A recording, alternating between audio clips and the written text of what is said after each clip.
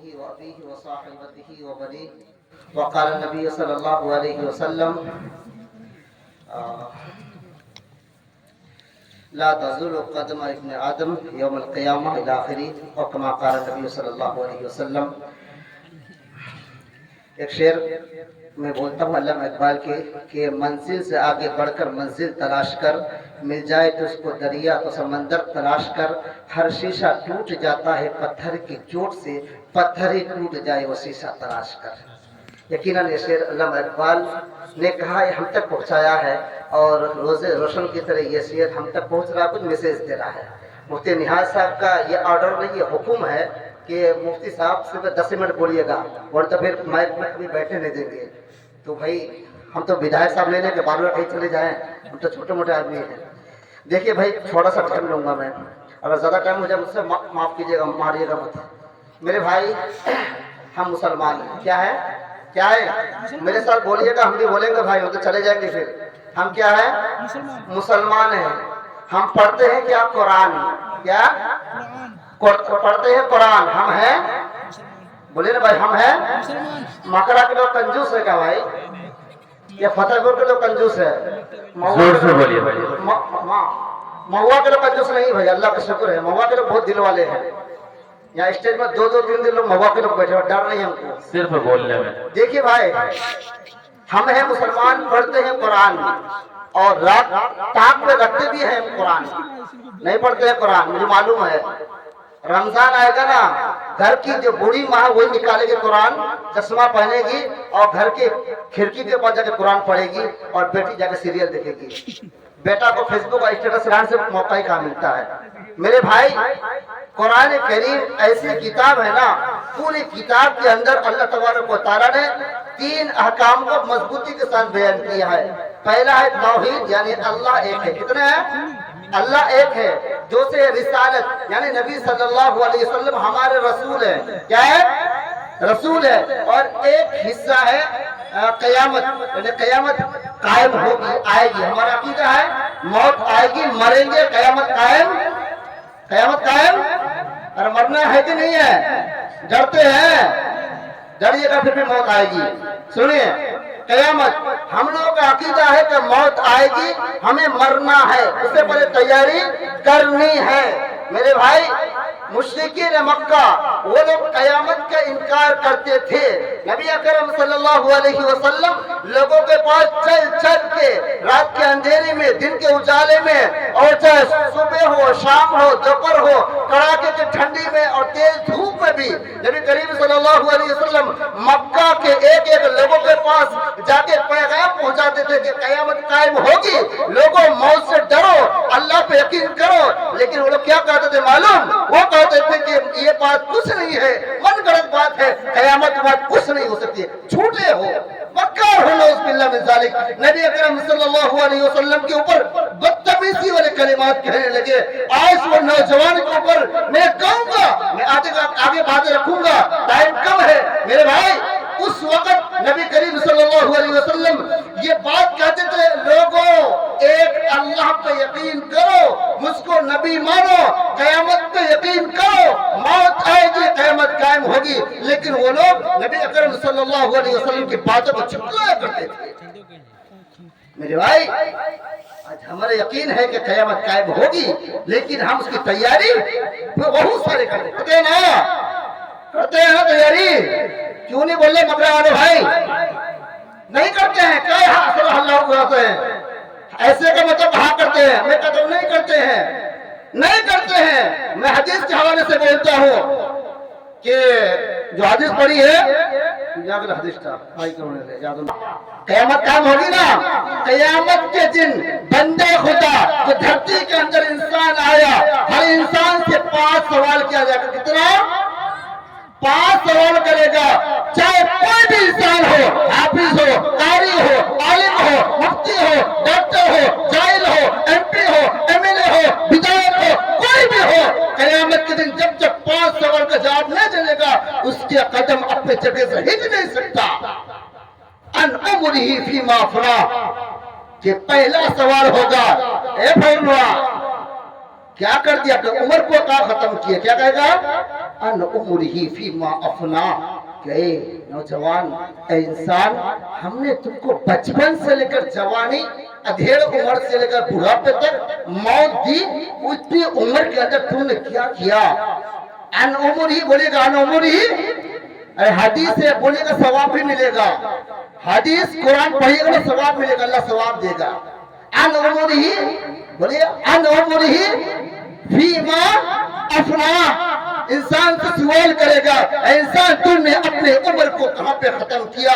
इंसान दुनिया के अंदर रह करके, चाहे किस ओहदे पे हो, जिस पोस्ट पे हो, रह करके अल्लाह की मर्जी के मुताबिक वो दुनिया के अंदर जिंदगी गुजारा होगा, वो इंसान खट खट खटा खटाओं पे जवाब देगा। ए भाई, अकलमंद इंसान वही दुनिया के अंदर तैयारी कर लो, वरना तो मौत के बाद क़यामत के दिन गूंगे बन जाओगे। दूसरा सवाल होगा वअन शबाबिही फीमा अबला, एक स्पेशल कैटेगरी के अंदर रखा है नौजवानों को। मैं अभी देख रहा हूं कि मेरे बाप भी है, चाचा भी है, मेरे दोस्त अहबाब नौजवान भी यहाँ पे है। मैं खास तौर से नौजवानों को कहूंगा, बुरा मत मानना, बरबट्टा हाथ में पकड़ के आपको मारना मत, जो हक की बात कहूंगा। कितने ऐसे नौजवान हैं हमारे मकरा बस्ती के अंदर, फजर की अजान होती है, पूरे मुअज्जिन साहब अजान देते हैं, घर का मुखिया, घर का बाप बूढ़े होते हैं, सर के और दाढ़ी के बाल पक गए होते हैं, पूरी जिंदगी उनकी खत्म हो गई, हजार बीमारी बाप को घेर लिया है, उसके बावजूद फजर के वक्त बैठ जाइए, बुढ़िया, पूरे बीमारी बाप को घेर लिया है, उसके बावजूद भी वो बूढ़ा बाप उठता है, गर्म बिस्तर को छोड़ता है और ठंडे पानी से वजू करता है और मस्जिद जाता है, इमाम के पीछे नमाज पढ़ता है।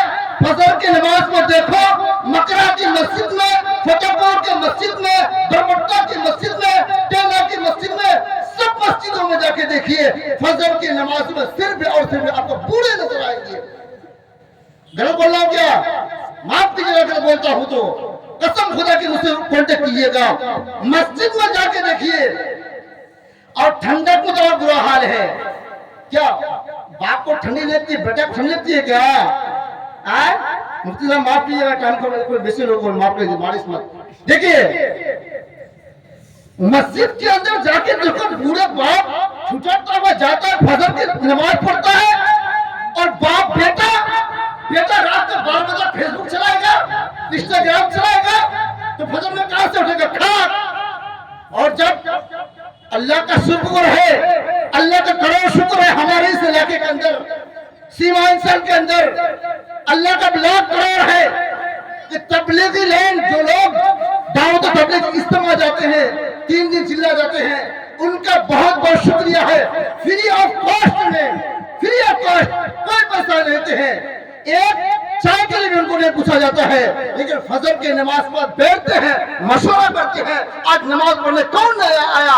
अब्दुल अहद नहीं आया, मुखिया साहब नहीं आया, मेंबर साहब नहीं आया, विधायक साहब नहीं आया, एमएलए साहब नहीं आया, फला नहीं आया, क्यों नहीं आया? चल तो उनके पास मुलाकात करने जाते हैं ना, जाते हैं, हम भी बगले के महुआ के हैं, मास्टर ऑफिस साहब का बेटा है, जाते हम भी करते हैं, लेकिन भाई वहां बैठते दरवाजे पर जाते, कसम खुदा की मुझे अफसोस होता है, अल्लाह की कसम अफसोस होता है।